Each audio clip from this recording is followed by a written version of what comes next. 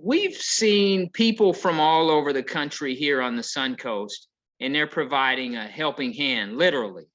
I met some gentlemen and I asked them where they were from, and they said, we just rolled in from Kansas City and we're here to help out. They were at Robarts Arena, parked in the parking lot with as many trucks as you can see. When you think about those particular operations, what's your thoughts? And tell us from your perspective what you're seeing out there. Man, my hats go off to, again, the leadership, our city manager, deputy city manager, Mr. Todd Kirkgreen of the EOC,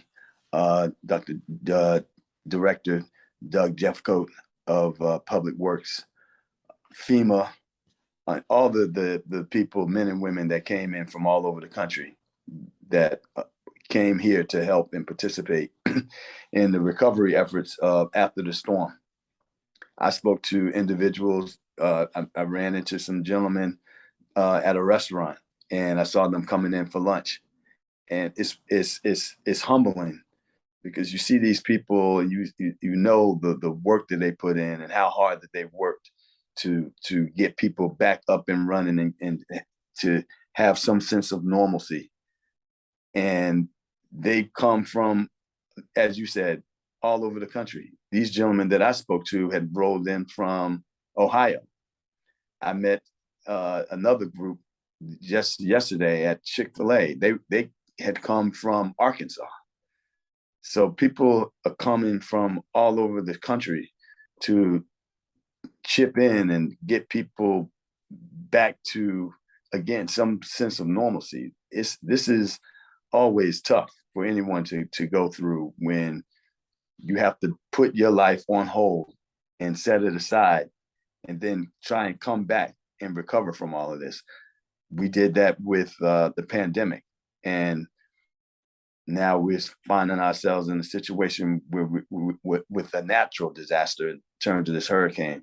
But again, my hat's off to the men and women, our mayor, Mr. Eric Arroyo. He kept people and our citizens and everyone around the country pretty much apprised of what was going on in real time, doing a number of interviews with a number of stations to let people know what was going on in the city. I did my share. We all did what we could to try and make sure that people were well informed, that they followed the protocol, everything that they needed to know in terms of going through a hurricane. Make sure you have batteries, flashlights. If you have a radio, fill your tub with water. All of those different things.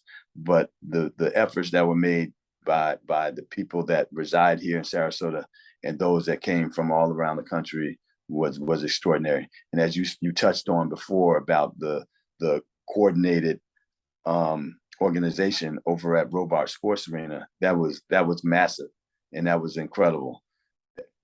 I talked to a friend of mine who has a lot of military contracts, and he said he can't remember the last time he's seen something so well coordinated and organized in the amount of time that he's been working with the military. So to have that be right here in Sarasota, and those trucks going from here down to Naples, going down to Northport, going down to Sanibel Island, all of the municipalities and surrounding municipalities that needed that help. I don't know, you can't really put into words or find the proper expression.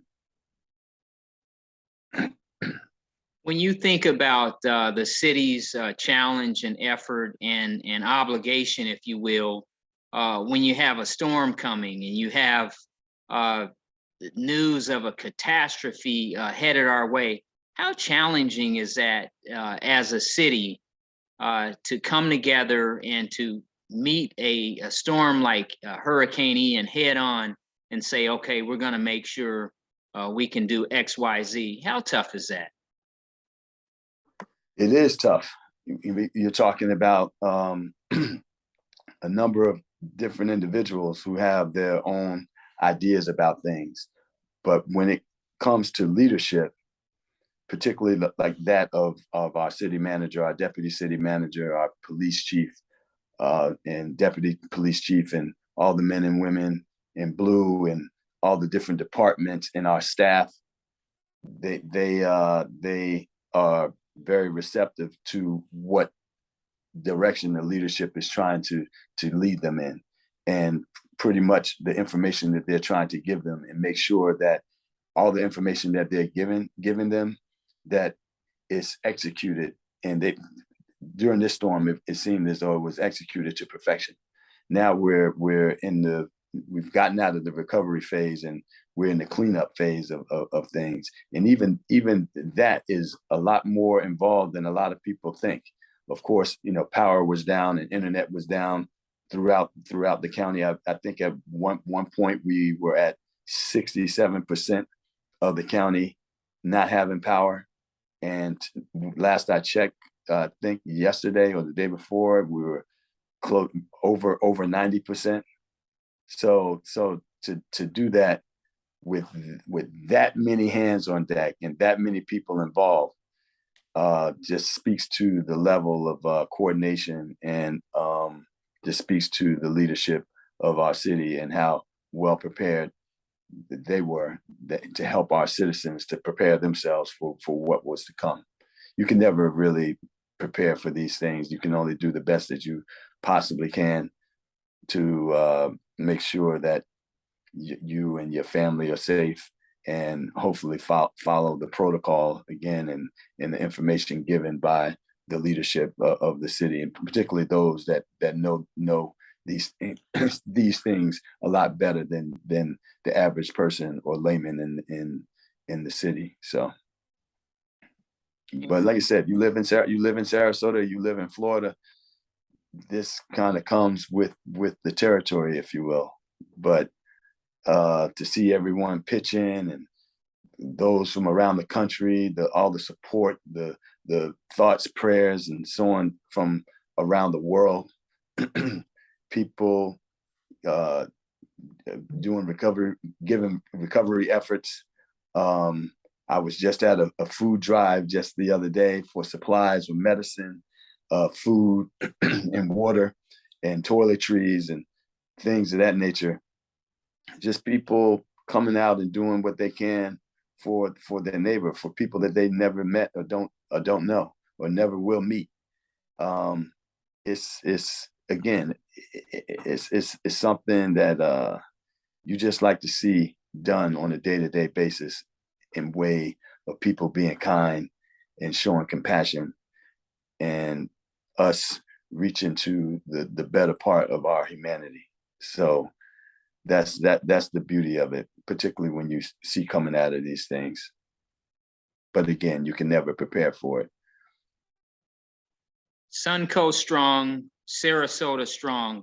In closing, can you give us your thoughts on, just again, and you alluded to it, a community of people who are coming together and collectively working to try to get our quality of life back, and move forward, and move, piles of debris and things like that, move it out of the way, and make sure people are fed. But just talk a little bit about people coming together and Sarasota strong.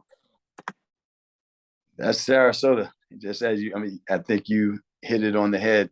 Sarasota strong. But it's great to see in these troubling times throughout our country, people coming together. It's sad that it takes crisis in order for these things to manifest themselves. But we'll take it however we can get it, in terms of reaching to the better part of ourselves and tapping into our own humanity and taking care of one another. The efforts that we see on a day-to-day basis now, just as you say, with picking up debris, neighbors helping out one another, strangers helping out one another, it's incredible, and something that we need to see more of, and going into the future from this day forward, I hope, and not rely on a catastrophe. We're not rely on crisis, not rely on a pandemic or a natural disaster to have us again reach to the better parts of ourselves. That's the thing. But myself personally, I just want to thank all the residents, all the citizens of this great city of Sarasota, their patience in going through this, particularly with the inconveniences of the power being out and the internet and so on. And I want to thank our leadership, thank every bit of our staff and every department and all the departments that came together. And more importantly, my heart, thoughts and prayers go out to all of those that were so, deeply and profoundly affected by this down in Fort Myers and Sanibel Island and Naples. We got blessed here in Sarasota. Had that hurricane gone on this projected path, we'd be in a lot worse shape than we are right now. So we should count our blessings and send our prayers to those that weren't nearly as fortunate as we are. So that would be my message to everyone, is just keep those people in your prayers, and let's do what we can to. They're not. We're in a cleanup phase right now. They're literally like in a rebuild phase, and they're those that literally lost everything that they have, and nothing to go back to. And we have to keep that in mind, and really keep that perspective in front of us, and be humbled by it, and know that you're blessed to even be here. So that's my message going forward. Thank you so much, sir. I really appreciate your time, and we look forward to you joining us tonight at 11. Thank you so very much, James. I really appreciate it. And thank you all for the work that you did there at ABC7 and keeping everyone apprised of what was going on in real time. We really appreciate it. That's a huge help, huge help. Thank you.